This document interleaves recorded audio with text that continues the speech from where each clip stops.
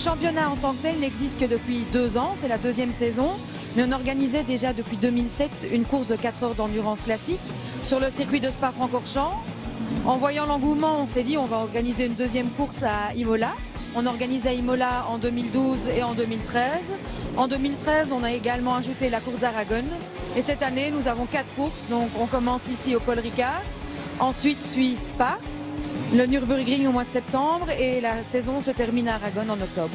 Alors ici à la manche du Castellet, nous avons 45 teams au départ.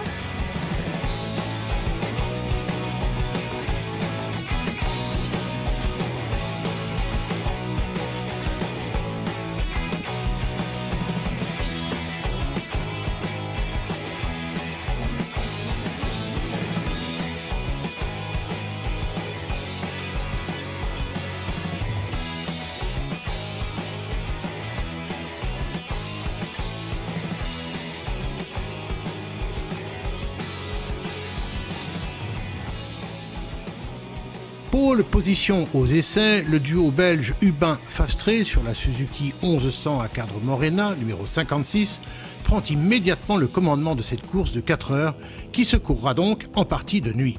Même s'il y a en piste des machines des années 80, le maximum est fixé à 1983, il faut bien reconnaître que devant ça va très très vite.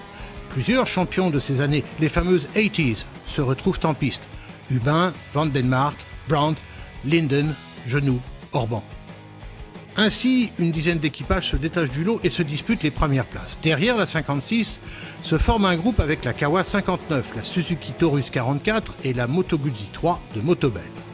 Un peu plus loin remonte la Kawasaki 2 du Team Amp, Club 14, aux mains de Aquin de Dieu le veut, accompagné de la Suzuki Roadrunner numéro 5 des Hollandais Van den Mark et Brandt, vainqueurs des 24 heures du Mans en 1983.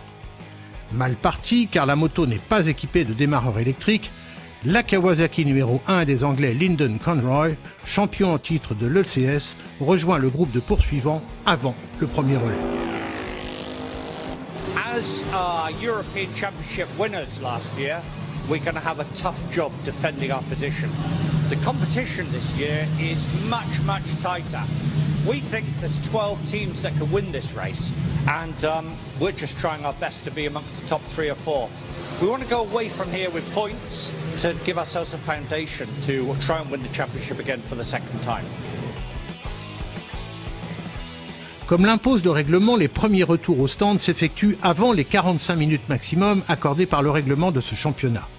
On change juste de pilote sur la Suzuki de tête, sans ravitaillement en carburant, alors que Aquin de Dieu le veut prenait provisoirement la tête sur leur Kawasaki.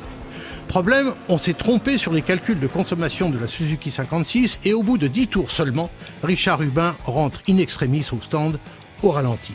La panne sèche est évitée de justesse, mais tout de même, on perd un peu de temps, surtout que dans les stands, cela ne se passe pas très bien avec une béquille tordue qui renvoie la Suzuki à la 5e place. Certes, Grégory Fastré est le pilote le plus rapide en piste et fait partie de l'équipage le plus véloce. Mais il ne faut plus perdre de temps bêtement. Les Belges gardent toutes leurs chances. Banfield, Godfrey, Collins sur la Kawasaki 59 en profitent pour prendre le commandement un court instant, alors que Cantalupo Sardi sur la Suzuki 44 pointe dans le trio de tête. Les vainqueurs du Bol d'Or Classique 2013 restent donc en embuscade et jouent la régularité.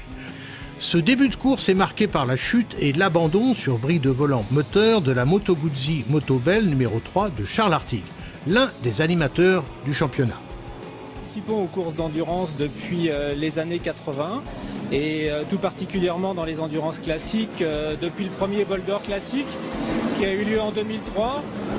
Bol d'Or Classique que nous avons gagné à 3 reprises, ainsi que les 4 heures d'Imola et les 4 heures de Spa. Et nos machines sont des bases de 850 Le Mans, quittées en 1050 cm3, avec beaucoup de travail sur le poids de la machine pour arriver à avoir une machine très, très maniable.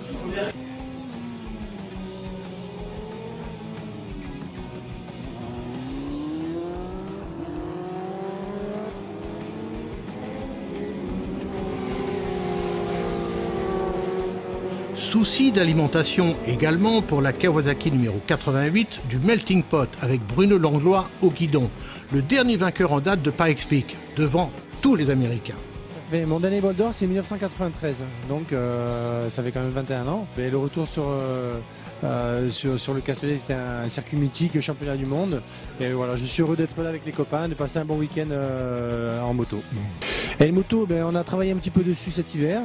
Et bon, c'est quasiment la même que celle de l'année dernière, avec un moteur un peu, un peu plus performant. Et voilà, on est content, ça marche bien. Donc en 2013, j'ai gagné Pikes Peak en moto.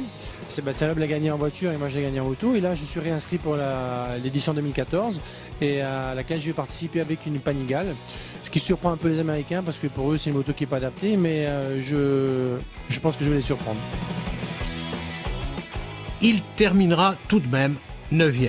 Autre abandon sur problème d'allumage pour la seule fille en course, Patricia Audebert, associée à Jean-François Delettrade, dont la Kawasaki numéro 22 occupait la 14e place. Alors c'est un retour au Castellet. Nous avons tourné parce que j'avais le même coéquipier en 1988, alors que nous faisions les 24 heures en fait, sur une RC30. Et puis voilà, on n'avait pas reroulé depuis sur le grand circuit. Ils nous ont mis des virages qu'on ne connaissait pas, donc il faut qu'on se réhabitue, on va dire. Cette manche d'ouverture du championnat d'Europe Classique Série 2014 marque également le retour de l'endurance sur le mythique circuit Paul Ricard, berceau du bol d'or jusqu'en 1999. Pour la première fois depuis 15 ans, les phares des motos d'endurance déchirent à nouveau la nuit du plateau du Castellet. Peu après le deuxième ravitaillement, la nuit tombe donc sur le Paul Ricard, mais pas de changement décisif en tête. L'intensité de la course reste totale. Des phares mal réglés pénalisent la course de Hubin. C'est d'autant plus dommage qu'au fil du temps, Peter Linden, Cormac Conroy ont réussi à se faufiler entre les mailles d'un peloton hétéroclite et ont profité du crépuscule pour prendre la tête de la course au guidon de leur Kawasaki Phase 1.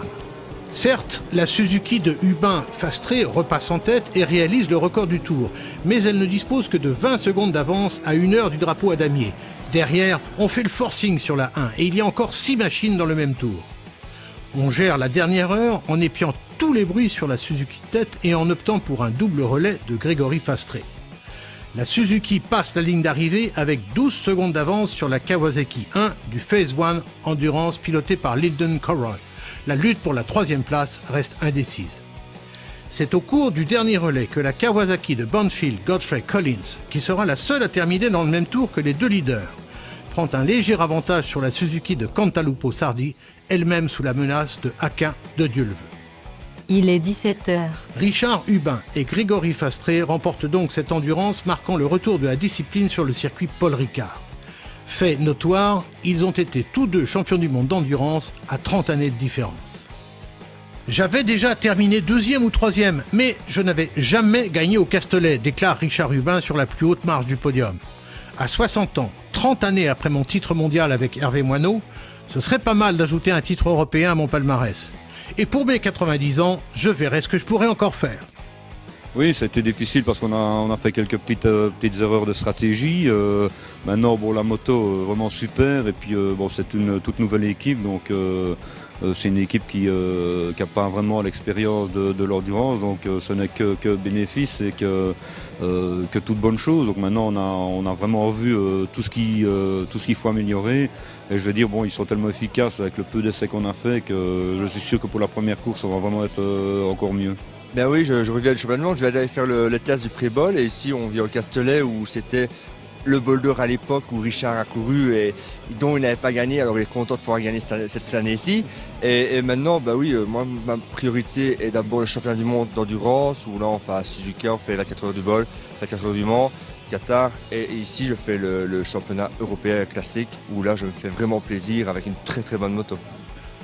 Au pied du podium, on trouve les Italiens du team Taurus devant la Kawasaki Performance numéro 2, engagée par Gilles Amp et soutenue par Club 14. Une 5e place satisfaisante après des essais passés à mettre au point cette nouvelle moto destinée au championnat 2014. Carton plein pour Hubin Fastré avec la victoire, mais aussi la pole position et le record du tour. Ces Belges seront difficiles à battre, surtout que la prochaine épreuve se déroule à domicile, en Belgique, sur le circuit de Spa-Francorchamps. Ce sera début juillet.